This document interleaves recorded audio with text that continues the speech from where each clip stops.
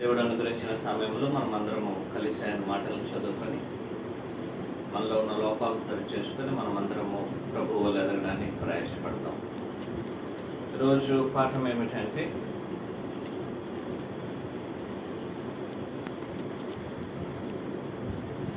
Mark సువార్త 4వ అధ్యాయము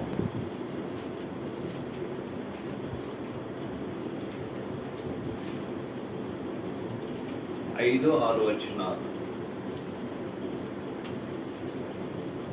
కొన్ని చాలా మన్ను లేని రాతి నేల పడిను. అక్కడ మన్ను లోతుగా ఉండనందున అది వెంటనే మొలిచిన కానీ సూర్యుడు ఉదయింపగానే అవి మాడి వేరు లేనంత వరకు ఎండిపోయాను. తాత్కాలిక క్రైస్తవులు. రోజు పాఠం ఏమిటంటే తాత్కాలికపు క్రైస్తవులు లేనట్లయితే రాతి నేలలో పడినటువంటి విత్తనము. ఇక్కడ మనము ఆలోచన చేసినట్లయితే మనం ముందుగా తెలియజేసినట్లు విత్తనం అనేది దేవుని యొక్క వాక్యము, విత్తేటంటిది విత్తేవారు దేవుని సేవకులు, మరియు విత్తబడినటువంటి నేల మనుషుని హృదయమును తెలియజేసేటంటిది. కాబట్టి దేవుని యొక్క వాక్యమును యేసుక్రీస్తు యొక్క నామములో విత్తుచున్నప్పుడు ఆ విత్తనం అనేది అన్ని నేలల్లో పడుతుంది. అన్ని రకాలైన మనుషులకు అది చేరుతుంది. అది యేసుక్రీస్తు వారి ఆజ్ఞ. మనము అలాగనే చేయాలి. రాతి నేలలో పడితే వ్యర్థమవుతుంది కాబట్టి అక్కడ వ్యర్థకూడదని యేసుక్రీస్తు వారు చేయలేదు, మనకి తెలియజేయలేదు. ఆయన విత్తనము అంటే ఆయన యొక్క వాక్యం. అది మనము సేవకులు మాత్రమే కాబట్టి మన పని విత్తడమే. వారు వింటున్నారా లేదనేది మన యొక్క ఆలోచనకో. దేవుని యొక్క వాక్యం వారి హృదయంలోనికి నాటబడిందా లేదనేది నా పని కాదు. దేవుని యొక్క వాక్యం వారి హృదయంలో నాటబడి అది అభివృద్ధి చెందిందా అనేది కూడా నా పని కాదు. ఒక సేవకుని యొక్క పని ఏమిటి? దేవుని యొక్క వాక్యమును విత్తడము. కాబట్టి యేసుక్రీస్తు వారు తెలియజేసినట్లుగా విత్తేటంటి వాడు విత్తనాలను ఇప్పుడు విత్తుచున్నాడు. కొన్ని విత్తనములు త్రోవ పక్కన పడింది, మరికొన్ని విత్తనములు రాతి నేలలో పడింది, మరికొన్ని ముళ్ళ తప్పులో పడింది, మరికొన్ని మంచి నేలలో పడింది. కొన్ని సందర్భంలో మనము త్రోవ పక్క పడిన విత్తనాన్ని గురించి ఆలోచన చేశాం. ఈ సందర్భంలో మనం ఏం చేయబోతున్నామంటే రాతి నేలలో విత్తబడిన విత్తనాన్ని గురించి మనము ఆలోచన చేయబోతున్నాం. మొదటగా రాతి నేల అనేది సాగుబడి చేయడానికి అనువైనటువంటిది కాదు. రాతి నేల అనేది సాగుబడి చేయడానికి అంటే పైరును పండించడానికి అనువైనటువంటి ఒక పొలం, ఒక మన్ను కాదు. అది ఒక ప్రదేశం, పొలం కాదు. అది ఒకటి రాతి నేల అన్నప్పుడు ఒకటి రాళ్ళు అనేది భూమి మీద ఉండొచ్చును. అలాగ ఉండడం సరే అక్కడ మనం పంటను పండించలేము. రెండోది పైన మట్టి ఉండొచ్చును, లోపల రాయి ఉండొచ్చును. అలాంటి వాటిలో కూడా మనం ఏం చేయలేము, మనము పండించలేము. అయితే ఇక్కడ చెప్పబడిన ఉద్దేశం అనేది ఏమిటంటే కింద రాయి ఉన్నది, దానిపైన మట్టి అనేది ఆ రాయిని కప్పి ఉన్నది.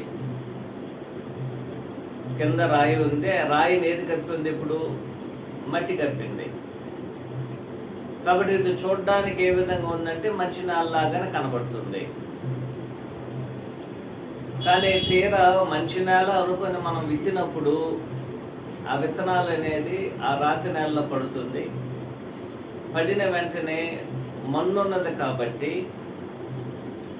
ఆ మంటిలో అది త్వరగా ఎదిగి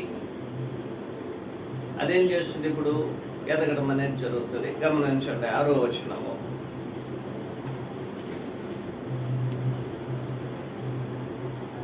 ఐదవ వచనంలో కొన్ని చాలా మన్ను లేని రాతి నేల పడిను, అక్కడ మన్ను లోతుగా ఉండనందున అది వెంటనే మొలిచిందండి. అది రాతి నేల పడినటువంటి విత్తనం అనేది మొలిచింది. అది మొలిచింది కూడా ఎంత త్వరలో మొలిచింది, అది వెంటనే మొలిచింది.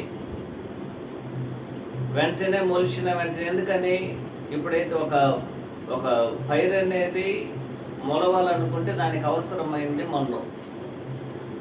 దానికి కావలసినటువంటి మన్ను అనేది ఏం చేయబడింది, అక్కడ ఉంది. అందువల్ల ఏం చేయబడింది, ఇప్పుడు విత్తనం పడిన వెంటనే ఏం చేసింది, అది మొలకెత్తేసింది. అంతవరకు బాగుంది.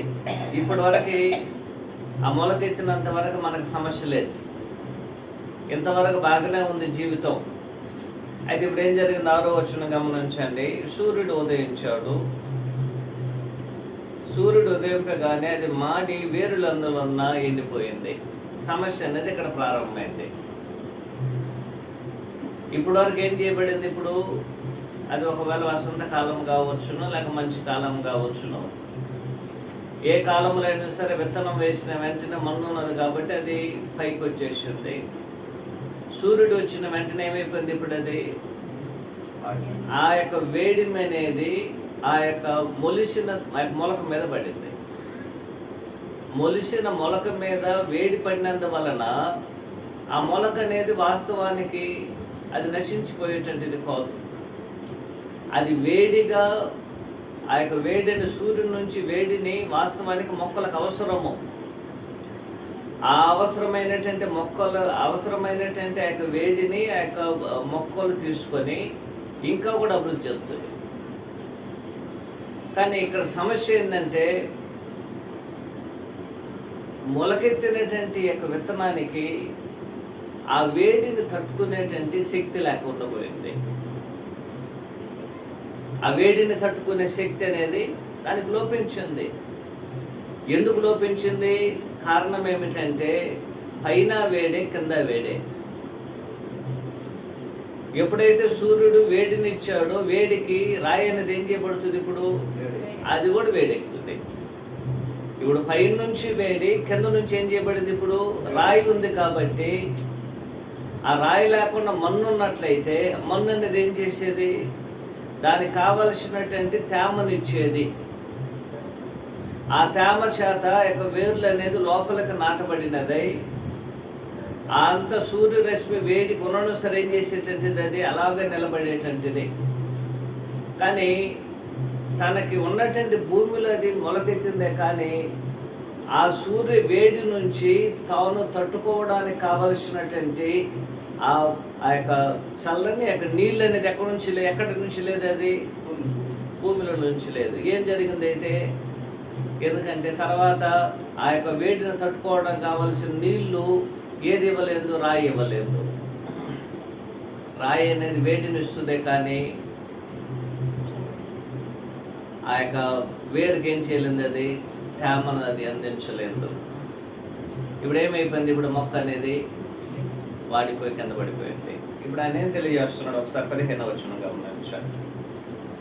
15వ వచనము 16వ వచనం 17వ వచనం.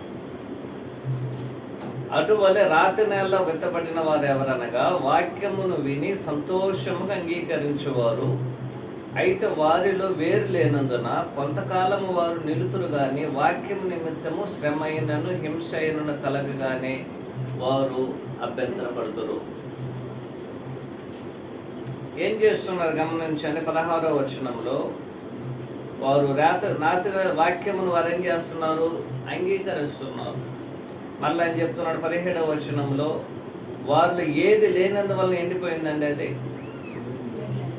వారిలో తేమ, వారిలో వేరు లేనందువలన వారు ఏమైపోయారు, వారు ఎండిపోవడం అనేది జరిగింది. సరే, నేను ఇప్పుడు ఏం చేయబోతున్నానంటే రెండు విషయాలను మనం ఇప్పుడు ఆలోచన చేయబోతున్నాం. ఒకటి, ఈ రాతి నేల లాంటి మనుషుడు ఎవరు? 2, ఎందుకు ఇతడు నశించిపోయాడు అనే రెండు విషయములను గురించి ఒక సందర్భంలో మనము ఆలోచన చేయబోతున్నాం. ఇక్కడ చెప్పబడినటువంటి పొలం అనేది ఒక మనుషుని హృదయమును పోలినటువంటిది. ఇక చెప్పబడినటువంటి పొలం అనేది ఎవరిని తెలియజేయబడిందండి? అది ఒక మనిషిని హృదయమును పోలినటువంటిది. అతని యొక్క హృదయం ఎలాగుంది? కఠినముగా ఉంది. రాయి ఎంత కఠినముగా ఉన్నదో, రాయి అనేది ఎంత కఠినముగా ఉన్నదో అతని యొక్క హృదయం కూడా ఏ విధంగా ఉంది? అంత కఠినముగా ఉన్నది. దేవుని యొక్క వాక్యమును అలాంటి కఠినమైన హృదయం కలిగిన వారు అనేక సార్లు వినవచ్చును, అనేక సందర్భాలు ఏం చేయవచ్చును? దేవుని యొక్క వాక్యం అనేది వారికి తెలియజేయబడుతుంది. అయితే వీళ్ళు ఒట్టి కఠినమైన హృదయమైనటువంటి వారు మాత్రం కాదు. మొదటగా ఇక్కడ చెప్పబడినటువంటి వారు ఎవరంటే వీరు కఠినమైన హృదయం కలిగిన వారు. కరెక్ట్ అండి. ఆనాడు యెహెజ్కేలు గారు మరియు హెబ్రీ గ్రంథకర్త ఇలాంటి హృదయం కలిగినటువంటి వారిని గురించి ఆయన మాట్లాడటం జరిగింది. ఒకసారి హెబ్రీ రాసిన పత్రికనే దేవోధ్యానం చేసుకోండి.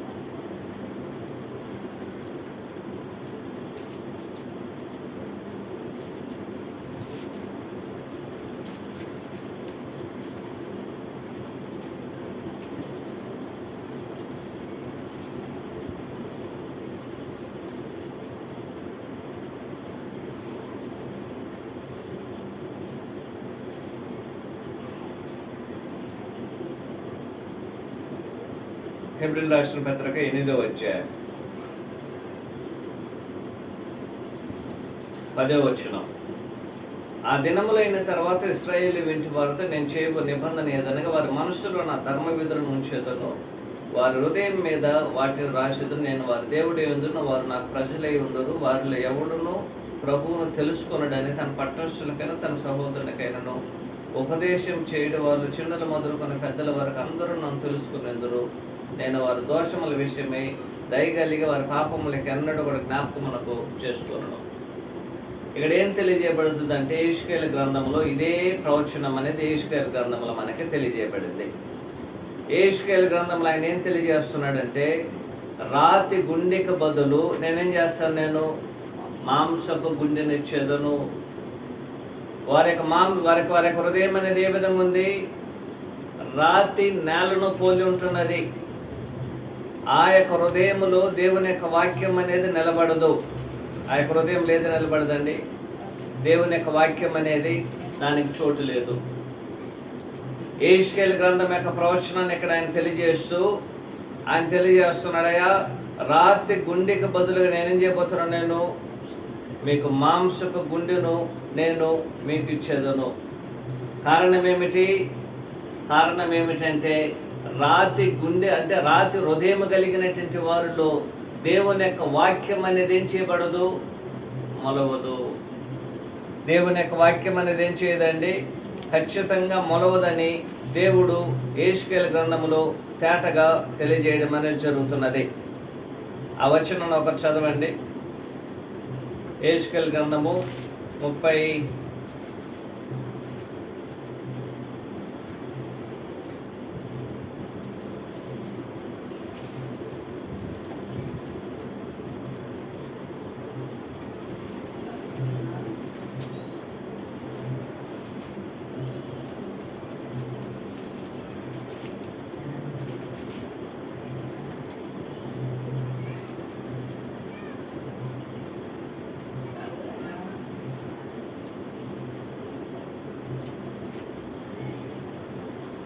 నేను మరలా చెప్తానండి. యెహెజ్కేలు గ్రంథము 37వ అధ్యాయంలో ఉండాలి. నేను చెప్తాను మళ్ళీ 74 లోపల ఉండాలి. నేను చెప్తాను మళ్ళీ. కాబట్టి దేవుడు ఏం తెలియజేస్తున్నాడంటే వారి యొక్క కఠిన హృదయమును తీసివేసి, ఆ రాతి హృదయమును తీసివేసి దేవుడు ఎలాంటి హృదయం నియబోతున్నాడు? ఆయన మాంసపు, దాని కొత్త నిబంధనలు ఆయన ఏ విధంగా తర్జుమా చేస్తున్నాడంటే వారి యొక్క హృదయములలో దేవుని యొక్క వాక్యం అనేది రాయబడడానికి కావలసిన హృదయం ఏం చేయబోతున్నాడు? ఆయన అనుగ్రహించబోతున్నాడు. కాబట్టి రాతి నేల అనేది రాతి నేల లాంటి హృదయం కలిగినటువంటి వారిని గురించి ఇక్కడ ఆయన మాట్లాడుతున్నాడు. కాబట్టి ఇక్కడ మొదటి పాయింట్ ఏమిటంటే, ఇక్కడ చెప్పబడినటువంటి వారు రాతి హృదయం లాంటి వారు. 2, వీరు రాతి హృదయం లాంటి వారు మాత్రం కాదు, కానీ వీరు పైకి కొద్దిగా మంచివారుగా కూడా కనబడుచున్నారు. వీరు ఒట్టి చెడ్డవారు మాత్రం కాదు. వీరు ఒట్టి చెడ్డవారు అనుకున్నట్లయితే పొరపాటు. రాతి గుండె మాత్రమే కాదు వీరికి ఉండేది. వీరికి ఏ విధంగా ఉంది? ఇప్పుడు వారి హృదయం కొద్దిగా మంచి కూడా ఉంది. అందుకే నేల అనేది అక్కడ చెప్పబడింది. ఒక మంచి నేల ఉంది, దాని కింద ఏముంది? ఇప్పుడు రాతి నేల ఉంది. మన్ను మంచిదే, దానికి ఉన్నటువంటి రాతి నేల అనేది ఏం చేయలేకపోతుంది? ఆ యొక్క పంటను అది పండించుకుంటున్నట్లుగా అది వాడిని నశింపజేస్తుంది. కాబట్టి ఈ వ్యక్తి ఏ విధంగా ఉన్నాడంటే, పైకి మంచివాడుగా ఉన్నాడు, కానీ హృదయం మాత్రం ఏ విధంగా ఉంది? కఠినముగా ఉన్నది. అందువలన ఈ యొక్క వ్యక్తి వేషధారి. ఈ యొక్క వ్యక్తి ఎవరండి? వేషధారి. వేషధారి ఏం చేస్తున్నాడు? ఇప్పుడు ఏం చేస్తున్నాడంటే, పైకి ఏ విధంగా కనబడుతున్నాడు? భక్తి కలిగిన వాడుగా కనబడుచున్నాడు. చాలా భక్తి కలిపిన వాడు కనబడుచున్నాడు. కానీ అతని హృదయం అనేది ఏ విధంగా ఉంటున్నది అని చెప్తున్నాడు. అది హృదయం అనేది కఠినమైనటువంటిది. అలాంటి హృదయం కలిగినటువంటి వారిలో దేవుని యొక్క వాక్యం అనేది ఏం చేయబడదు? ఫలించదు. దేవుని యొక్క వాక్యం అనేది ఏం చేయదు? ఫలించదు. 3వది ఏమిటంటే, ఇలాంటి నేలలో ఇలాంటి హృదయములు దేవుని యొక్క వాక్యం అనేది కొంతకాలం నిలుస్తుంది, కానీ తర్వాత ఏం చేయదు? అది నిలవదు. ఇలాంటి హృదయం కలిగినటువంటి వారికి జీవితంలో ఎంతకాలం దేవుని యొక్క వాక్యం చోటు ఉంటుందండి? కొంతకాలమే. తర్వాత ఏమైపోతుంది అని చెప్తున్నాడు. ఆ వాక్యం అనేది వారి హృదయములో ప్రయోజనకరంగా లేకుండా నశించిపోయేటట్టుగా ఉంటున్నది. కారణం ఏమిటండి అని చెప్తున్నాడు. దానికి వేరు లేదంటే దానికి అర్థం ఏమిటి? దానికి కావలసినటువంటి తేమ అనేది దొరకడం లేదు. ఆ తేమ దొరికినట్లయితే నిలబడేటువంటిది. ఆ తేమ కావాలన్నట్లయితే అతడు ఏం చేయాలి? అతడు దేవుని మీద ఆధారపడాలి. అతడు దేవుని మీద ఆధారపడకుండా పోయినట్లయితే అతడు ఏం చేయబడడానికి అవకాశం ఉంది? నశించిపోవడానికి అవకాశం అనేది ఉంటున్నది. కాబట్టి ఏ మనుషుడైనా సరే మొదటగా అర్థం చేసుకోవాల్సినటువంటి విషయం ఏమిటంటే, మనమందరము ఒకవేళ ఇలాంటి వారిగా ఉన్నట్లయితే మనలో దేవుని యొక్క వాక్యమునకు చోటు అనేది ఉండదు. దేవుని యొక్క వాక్యానికి చోటు ఉంటుందండి? ఉన్నట్టు కనబడుతుంది. ఉండినట్టుగా ఏం చేయబడుతుంది? కనబడుతుంది. కానీ అదేం చేయబడుతుంది? అది దానివల్ల ఎలాంటి ఒక ప్రయోజనం అనేది దొరకదనే సత్యాన్ని నీవు నేను గుర్తుంచుకోవాల్సిన అవసరం అనేది ఉంటున్నది. ఇప్పుడు గమనించండి, ఇతడు ఎలాంటి వ్యక్తి? వ్యక్తిగతంగా ఇతడు ఎలాంటి వ్యక్తి అంటే, 1, ఇతడు రాతి హృదయమును పోలినటువంటి వాడు. 2, రాతి హృదయం మాత్రం కాదు, ఇతరులు కొంచెం మంచి కూడా ఉంది. ఎందుకంటే పైన మన్ను ఉంది కాబట్టి మంచి కూడా ఉంది. కాబట్టి ఇతనికి ఉన్న ఇంకొక లక్షణం ఏంటంటే, ఇతడు వేషధారి. ఈ వేషధారి ఏం చేస్తున్నాడు? ఇప్పుడు పైకి వచ్చి క్రైస్తవుడుగా కనబడుచున్నాడు, కానీ లోపల ఏ విధంగా ఉంది? అతనికి రాతి హృదయం అనేది ఉంటున్నది. 3వ పాయింట్ ఏమిటంటే, ఇలాంటి భూమిలో ఏం చేయలేము? మనము సాగు చేయలేము. ఇలాంటి భూమిలో దేవుని యొక్క వాక్యానికి ఏమి లేదండి? చోటు లేదు. దేవుని యొక్క వాక్యము అక్కడ మొలవడానికి అవకాశం అనేది లేదనే సత్యాన్ని నీవు నేను ఆలోచించాల్సిన అవసరం అనేది ఉంటున్నది. ఇప్పుడు గమనించాను 2వ పాయింట్. ఇది వ్యక్తిగతమైనటువంటి పరిస్థితి అతనిది, నా వ్యక్తిగతమైన పరిస్థితి అది. నేను రాతి నేలలో పడిన హృదయమును పోలి ఉన్నట్లయితే నా యొక్క పరిస్థితి ఎలాగున్నదంటే, 1, నేను రాతి హృదయమును కలిగినటువంటి కఠినమైన హృదయమును కలిగిన వాడిని. 2వది, ఒకవేళ కఠినమైన హృదయం కలిగి ఉన్నా సరే పైకి నేను ఏ విధంగా కనపడుచున్నాను? మంచివాడుగానే కనపడుచున్నాను. మూడోది, ఇలాంటి ఒక నేలలో దేవుడు ఏం చేయలేడు? వ్యవసాయమును చేయలేడు. వ్యవసాయం అనేది ఏం చేయబడదు, ఇది నా యొక్క వ్యక్తిగతమైన గుణం. ఇప్పుడు రెండోది, ఈ రాతి నేల కలిగినటువంటి ఒక వ్యక్తి దేవుని యొక్క వాక్య విషయంలో లేక దైవ సంబంధమైన కార్యములలో అతడు ఎలా ఉన్నాడో గమనించాడు. మార్కు సువార్త 4వ అధ్యాయం.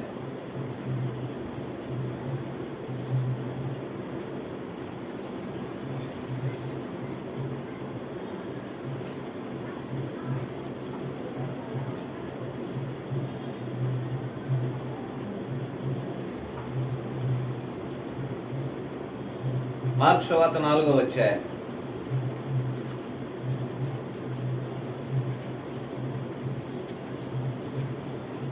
5, 6 వచనాలు మరియు 16వ వచనం 17వ వచనం. 4, 5, 6 వచనాలు, కొన్ని చాలా మందు లేని రాతి నేల పడిన అక్కడ మన్ను లోతుగా ఉండనందున అది వెంటనే మొలిచెను, కానీ సూర్యుడు ఉదయించగానే అది మాడి వేరు లేనందున ఎండిపోయాను. 16వ వచనం, అటువలే రాతి నేల విత్తబడిన వారు ఏమన్నా వాక్యం విని సంతోషంగా అంగీకరించేవారు, అయితే వారు వేరు లేనందువల్ల కొంతకాలం వారు నిలుతురు, కానీ వాక్యం నిమిత్తం శ్రమైన హింసను కలగగానే వారేం చేస్తారు? వాళ్ళు అభ్యంతరపడతారు. ఇప్పుడు గమనించండి, దేవుని యొక్క వాక్య విషయంలో రాతి నేల పడినటువంటి హృదయం కలిగిన వారి ఒక ప్రత్యుత్తరము, వారి యొక్క స్వభావం ఎలాగున్నదంటే, ఒకటి, వారు దేవుని యొక్క వాక్యాన్ని వింటారు. ఏమైనా వింటున్నారు లేదా? వింటున్నారా? ఎందుకంటే 4వ వచనం 5వ వచనం గమనించండి. మార్కు 4:5లో కొన్ని రాతి నేల పడిన మన్ను లేతుగా లేనందువల్ల తెలియజేయడు. 16వ వచనంలో, అటువలే రాతి నేల విత్తబడిన వాక్యమును విని ఏం చేస్తారంటే వాళ్ళు వాక్యాన్ని వింటారా? రాతి నేల పడినటువంటి వారిని మనం గుర్తించడానికి వారి స్వభావం ఎలాగుంటుందో వ్యక్తిగతమైన స్వభావాన్ని చూసాం. వారి యొక్క స్వభావం ఎలాంటిది? 3 పాయింట్లు చెప్పాం. 3 పాయింట్లు. ఒకటి ఏమిటి? వారి యొక్క హృదయం అనేది కఠినమైనది. అంటే వారిది కఠినమైన హృదయం. ఈస్కెల్ 36వ అధ్యాయం 26వ వచనం.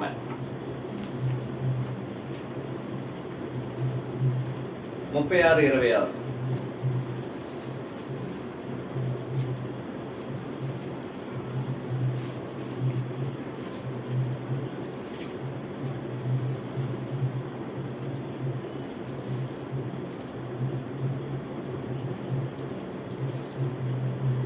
ఇరవై 6వ వచనంలో ఆయన ఈ విధంగా తెలియజేస్తున్నాడు, గమనించాలి.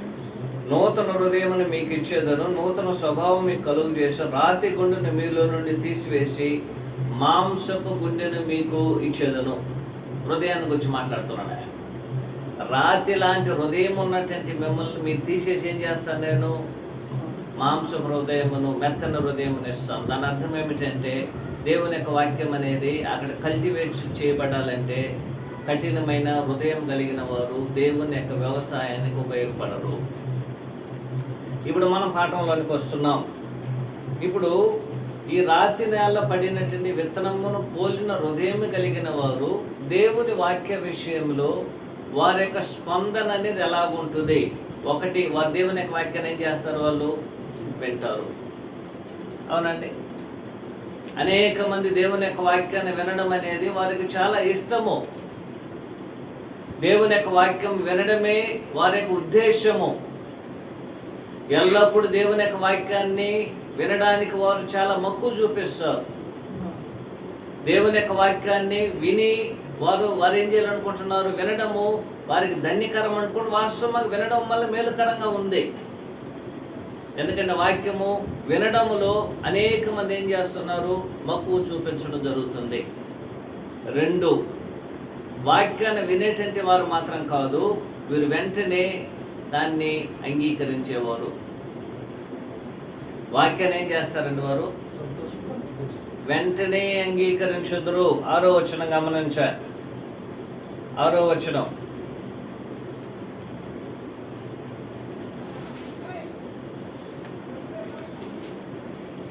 కొన్ని చాలా మన్ను లేని రాతి నేల పడిన అక్కడ మన్ను లోతుగా ఉంది, నాది వెంటనే మొలిచెను. ఏం చేసిందంటే అది వాక్యాన్ని వినేటంటే మాత్రం కాదు వేరు, వెంటనే ఏం చేస్తారు వాళ్ళు? వెంటనే ఏం చేస్తారంటే ఆ వాక్యాన్ని వారు ఒప్పుకుంటారు. ఆ వాక్యాన్ని ఏం చేస్తారు? వాళ్ళు అంగీకరిస్తారు.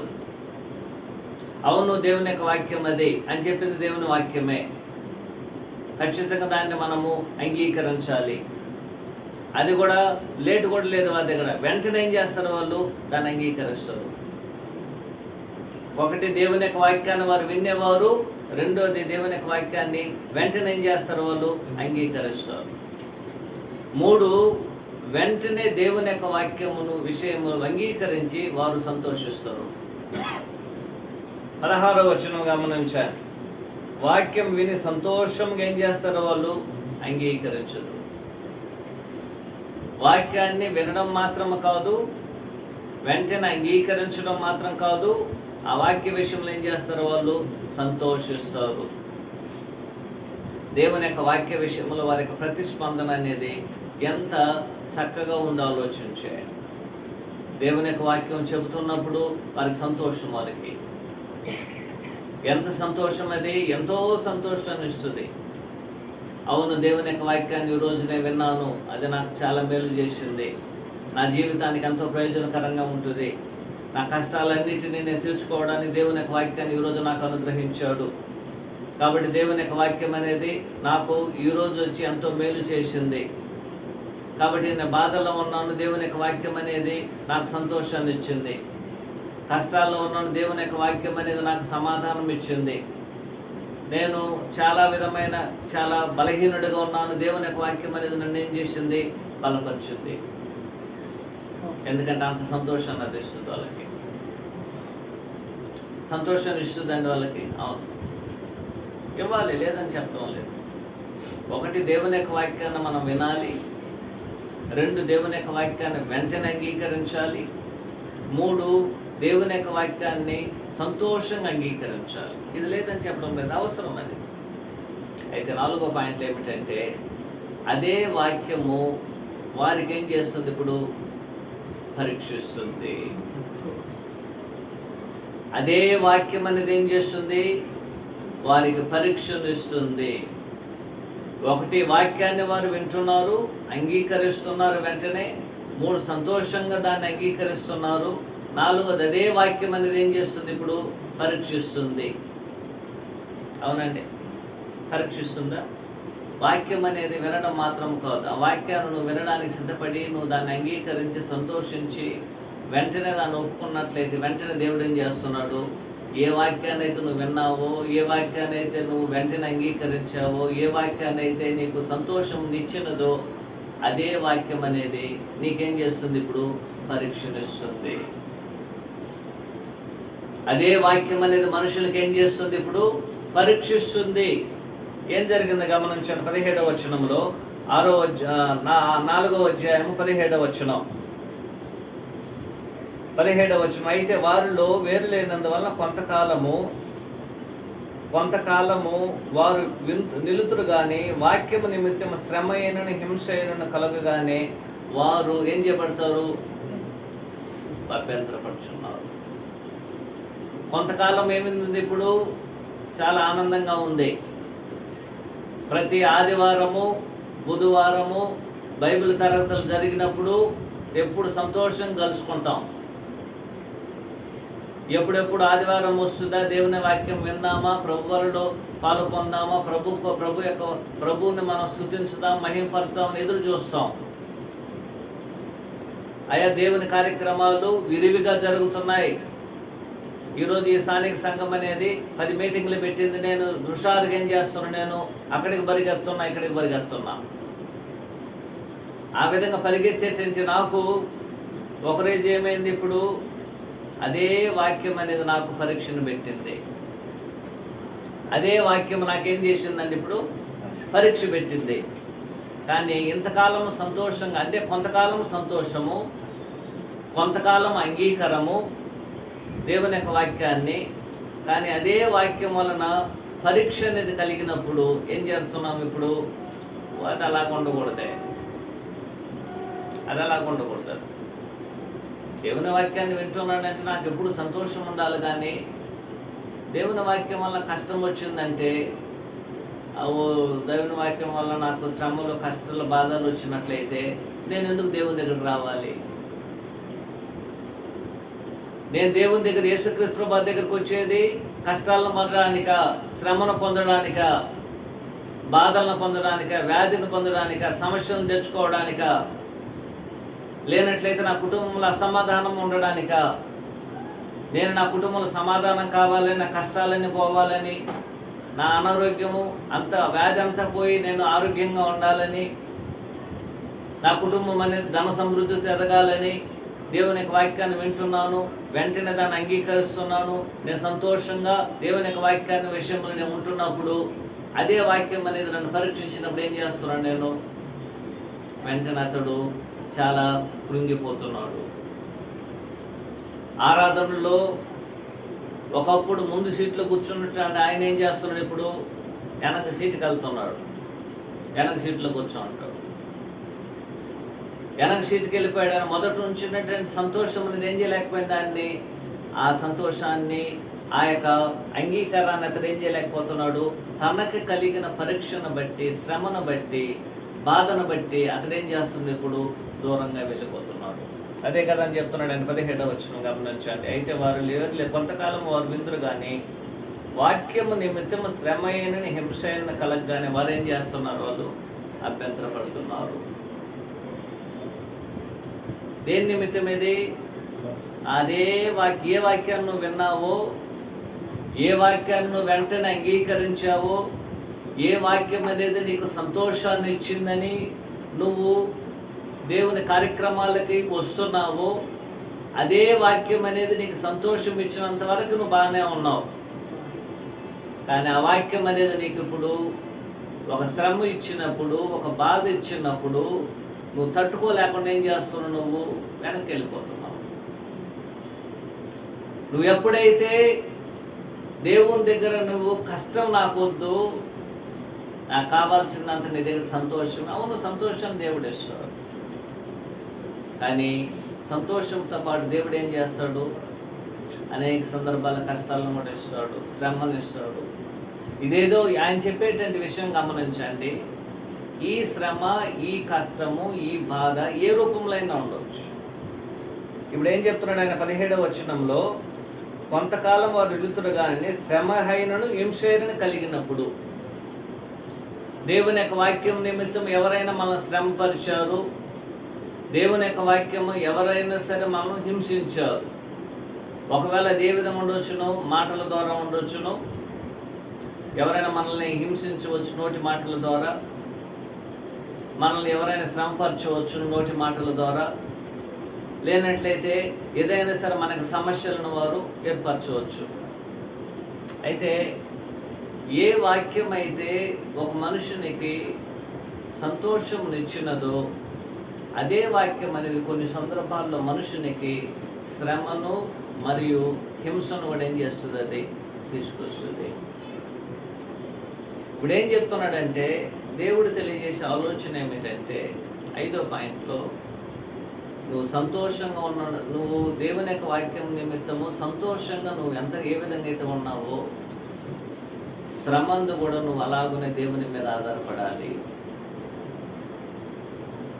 నీకు సంతోషం ఉన్నప్పుడు, దేవుని యొక్క వాక్యం వల్ల నీకు సంతోషం కలిగినప్పుడు నువ్వు దేవుని ఎద్దకు వస్తున్నావు. కానీ శ్రమ వచ్చినప్పుడు ఏం చేస్తున్నావు? నువ్వు దూరంగా వెళ్ళిపోతున్నావు. మనుషుడు ఏం చేయవలేని దేవుని యందు అది శ్రమ అయినను, హింస అయినను, సంతోషమైనను ఒకే పరిధిలో ఉండవలేను, ఒకే విధానములో ఉండవలేను. శ్రమలు అనేది అనేక రకాలు, హింస అనేది అనేక రకాలు. అది దేని నిమిత్తం కలుగుతుంది? ఇక్కడ ఆయన చెప్పేటువంటి ఆలోచన ఏమిటంటే, నీకు వచ్చేటువంటి ఈ యొక్క శ్రమ, ఈ యొక్క హింస అనేది నువ్వు చేసిన తప్పిదముల నిమిత్తం రావడం లేదు. నువ్వు చేసినటువంటి తప్పిదముల నిమిత్తము రావడం లేదు. అయితే ఎందు నిమిత్తం వస్తుంది అని చెప్తున్నాడు, వాక్యము నిమిత్తము. అవునండి, మనం చేసిన తప్పిదాల నిమిత్తం మీకు హింస, శ్రమ వస్తుందా లేదా అని చెప్తున్నాడు 17వ వచనంలో.